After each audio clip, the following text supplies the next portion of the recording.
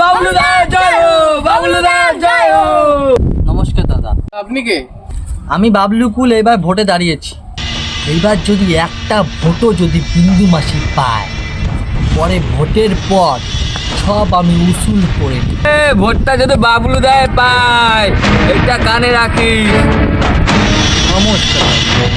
ঠিক আছে দাদা, আপনাকে দেবো। বাবলুদা জিন্দাবাদ, বাবলুদা জিন্দাবাদ, জয় হো, বাবলুদা জয় হো, বাবলুদা জিন্দাবাদ।